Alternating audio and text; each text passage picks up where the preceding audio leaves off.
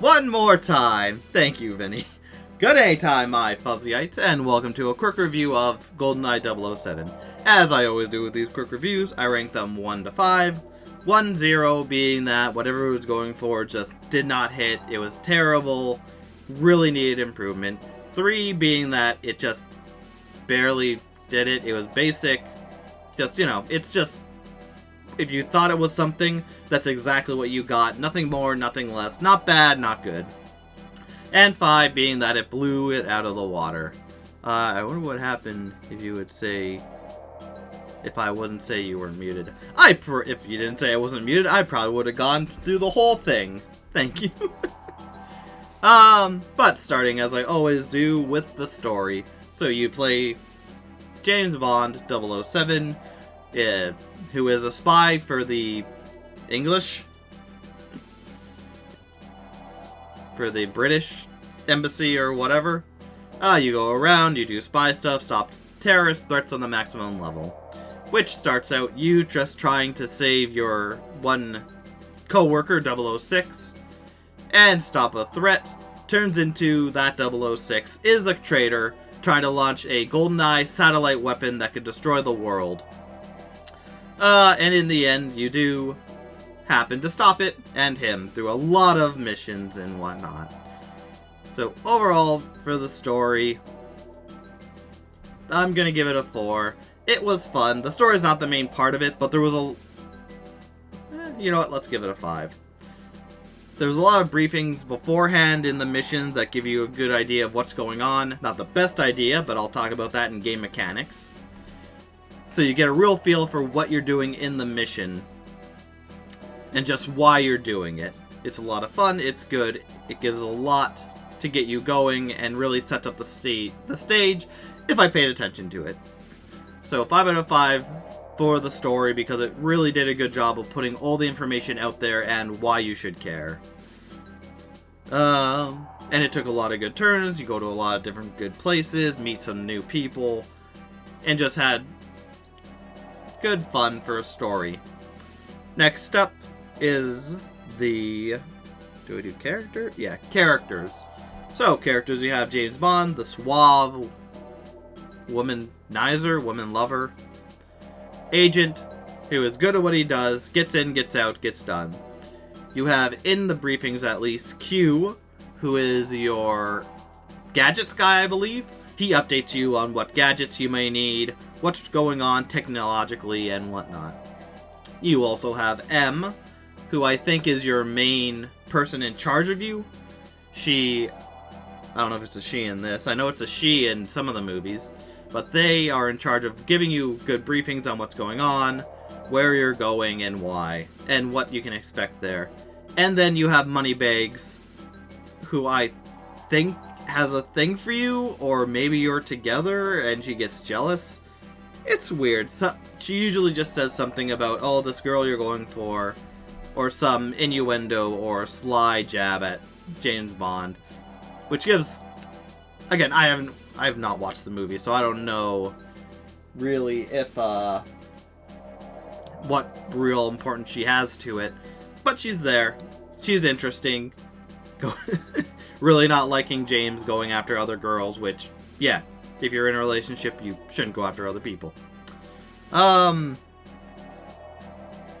also have Natalie, who is a Russian soldier or spy as well, who helps you out in finishing off GoldenEye, giving you information, and helping you along the way.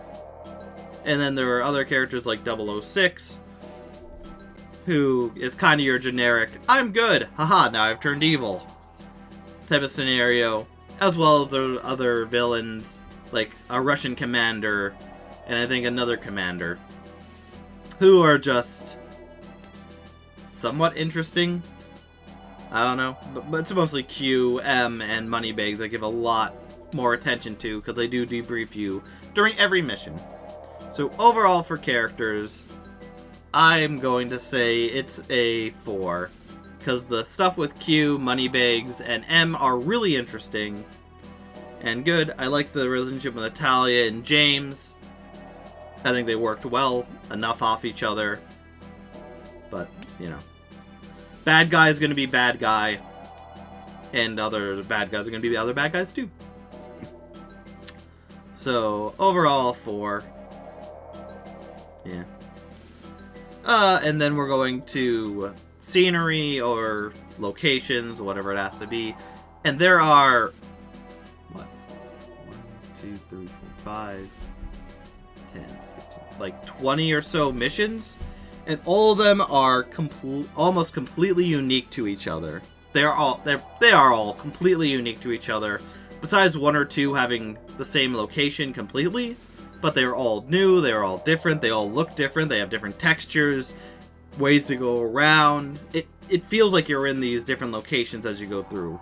From like a secret base, then you go back to the secret base, but it has been updated to become bigger because they were excavating.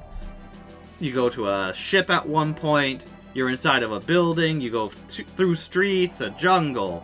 You go through multiple different secret layers that all look different and are nice. So like this game really goes above and beyond by giving you different unique locations for every single mission. And even the missions you do go back to, the enemy placement's different, they have more security, there is an advancement to what's gone on. So it is, even though similar, very nice, and not the same mission you have to go to get it. So overall, for a location, I'm giving it a 5 out of 5. It's really well done. The areas are really nice. They're big and submersive and whatnot. So 5 out of 5 for that. And now we get to game mechanics. Game mechanics. Excuse me. Which is tough. Being a spy, you would think you'd have to... So, with the game mechanics, a lot of the stuff is just go through the area, either use what you have to reprogram something, destroy something, kill someone, or just get through an area. It's always usually get through an area, but there are usually missions along the way to do, like destroy the security systems, find documents, destroy XYZ machines and whatnot. Which is fine. The one downside I do have for the missions is some of them, I think the one said like destroy the security station and whatnot, or it was something vague like that. So I thought, okay, you destroy the computers and whatnot. But no, it was you had to destroy all the security cameras.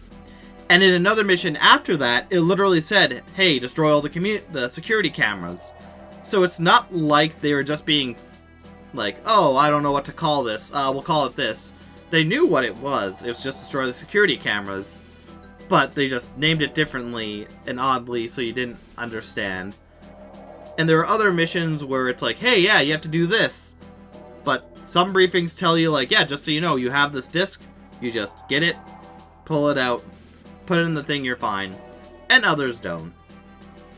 So when it comes to the missions you're supposed to do, all of them worked. When you knew what's going on, they all worked really well.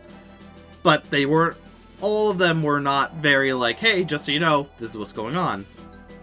There's only a few like that where I'm like, what? Oh, you have to destroy the security stuff instead of just finding the console, which it makes it seem you need to find. Besides that, the controls are really, really off for me.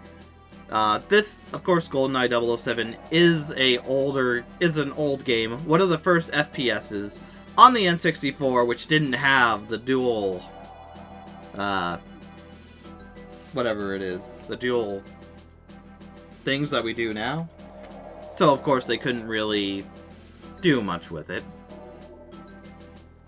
But it was still good. It was still fun. But being so, it was really weird trying to turn, shoot, and whatnot. And especially with the enemies, where if they see you and they're in their line of sight, they can gun you down within seconds in certain missions if you're not careful. Makes it very unfriendly towards you when you're playing it. So, overall,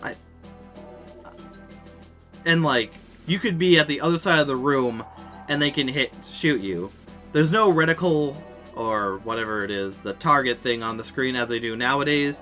And even if you hold in to aim better, it does a weird in the center of the screen, but then moves around that area instead of the whole screen moving at once until you move off, and then it changes where the screen is.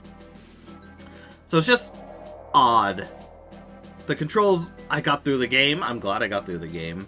But the controls are not friendly at all. It takes a while to get used to, and even when you get used to it, there is an auto-aim thing where if you point your gun towards an enemy, it will lock on and you can fire at them, but it is not always clear. It's very much, oh, you're right on them. Nope, you're a few centimeters to the right. It does not connect. You are not going to shoot them. Yeah, overall, for between the missions not being too clear, the controls being very wonky for what they were, and the enemies just completely obliterate you and have really good aim if you are seen, it's just very tough. But the missions were fun. They were good, they were innovative, they really make every single mission feel unique in a unique area with unique characters and even differently designed characters to do. Because you're not always fighting just, hey, this is a guy in a gray trench coat. They had different faces, they had different outfits on throughout the whole thing. I think there was, even for James Bond, at least 5 or 6 different outfit changes and whatnot. So overall, like, while the controls could have been better, but not much you can do on the N64. I think there is an updated version of GoldenEye 007, but I've heard it is not as good. Maybe I'll have to check that out and see if that makes me go, yeah, the game's good when that's fixed. But between the controls, the missions that sometimes are not all too clear, even I know there was a mission where we were inside a building, I saved Natalia, and it's like, yeah, now just exit the building. And I was looking through everywhere, and I'm like, okay, through the store. This leads to a courtyard, but it's not out. There's no other doors. I've been around here. And someone in my chat had to be like, oh, you have to go through the window. What? Like, I understand it, and that's a cool thing. But if you don't know, then, like, you wouldn't think that. Or most people wouldn't think that. So overall, for missions, for game mechanics, I am going to give it a... I'll just be nice and give it a 3. Because it does what it needs to do, and I understand that it's an older game and whatnot, but between the guys being really good at shooting you, the missions being somewhat unclear, but most of them were good. I think there was only a few where I went, what is it asking me to do? And,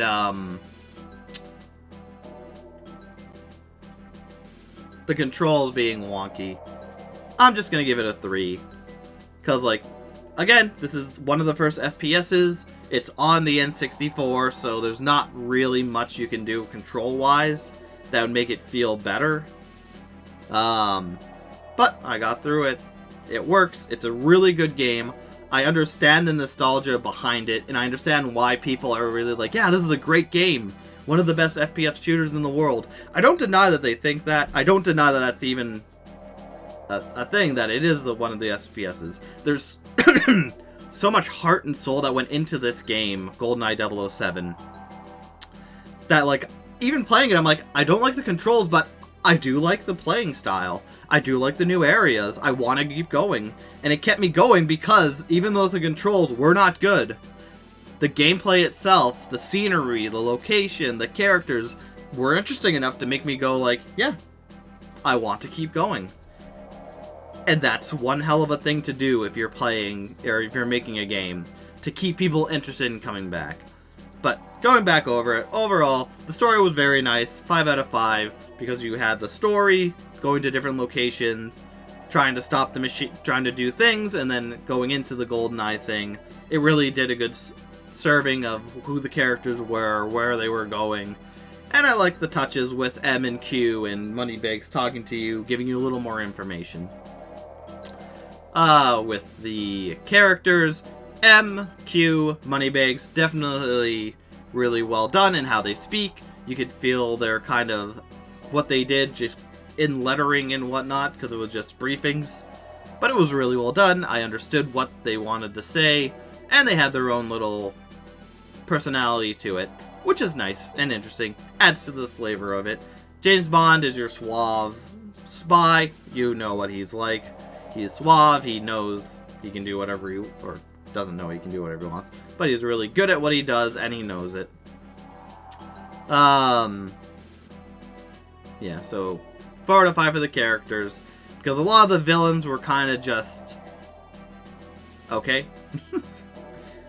And then settings, every single area, almost every single area was unique. It looked different. It had different textures, different feels, different ways to go around. Like I said, there was a jungle. There was one where you're in a silo and you just go up. There's another one where you're just in a secret base. And then you go back to the base, and the base has been expanded even further because it's been years since you've been here. Just so much good touches. And then game control, 3 out of 5 because the controls really were bad.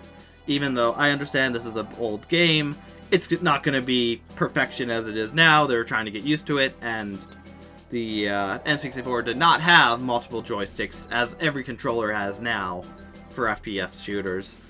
The enemies are just way too good at killing you, which is good for the bad guy, but not good for me. And some of the missions were unclear.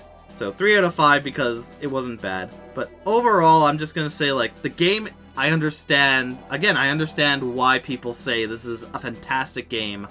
Why they're like, this, maybe nostalgia has a lot more influence on what they felt and feel than, like, common sense and whatnot. Not common sense, but like if they were anyone to play it, was to play it now, they would see it differently. But I see why it's a good game, and I really liked it. I kept going through it because I did want to see the end, and I had a blast.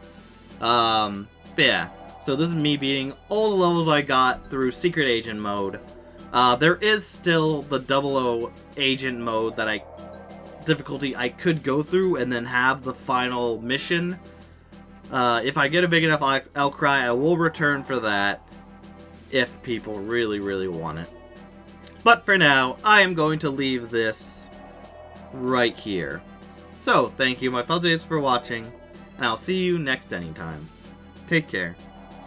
And if you're sticking around for the stream, I am going to be viewing the I'm going to end the stream, but be back and do its own Mario Kart trailer stream for a bit.